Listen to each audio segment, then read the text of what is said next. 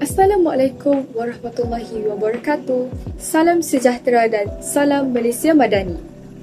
Nama diberi Nur Afifah Maisarah binti Aziz, berumur 16 tahun, bersekolah di Sekolah Menengah Kebangsaan Sematan. Pada hari ini, saya akan mengulas sebuah novel yang bertajuk Lelaki Astati.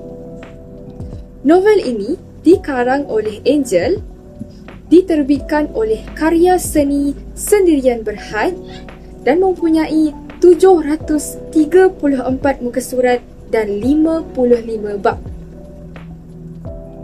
Novel ini menceritakan tentang sebuah kisah penyembuhan ataupun healing love story dengan kiasan reverse grumpy sunshine.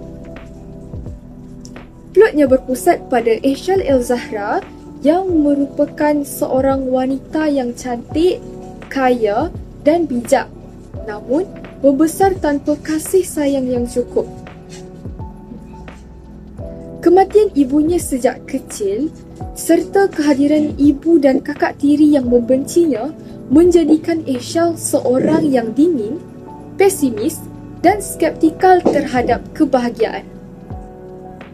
Kehidupan Aisyal mula berubah apabila dia bertemu dengan Ardian Tufail yang pada mulanya menjadi pelajar praktikal ataupun intern di bawah seliaannya di sebuah syarikat penerbitan.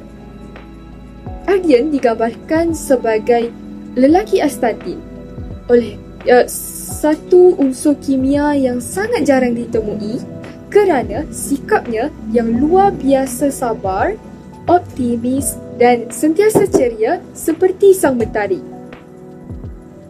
Apabila satu kemalangan menimpa Aisyal, iaitu spinal cord injury ataupun kecederaan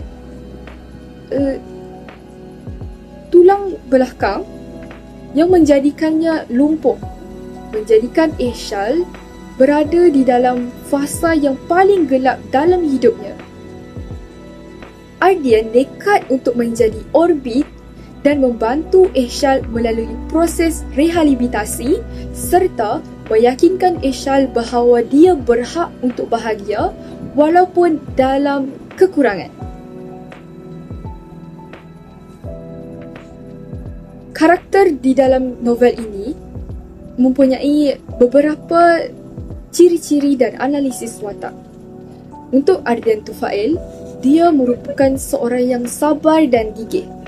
Dia sentiasa sabar menghadapi sikap dingin Aisyal.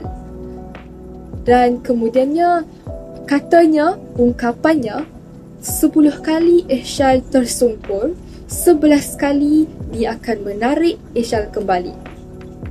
Kemudian, Ardian Tufail, seorang yang bijak dan pandai kerana dia gemar membaca dan sering menggunakan analogi sains seperti astatin dan aurum serta pepatah untuk memberi Aisyal semangat.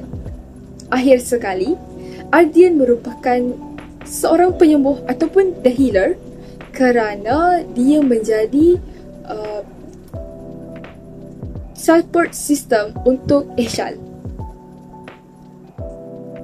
Kemudian, untuk Aisyal El-Zahra, dia merupakan seorang yang dingin kerana sejarah keluarganya yang toksik membuatkan Aisyal menjadi seorang yang kurang mempercayai orang lain.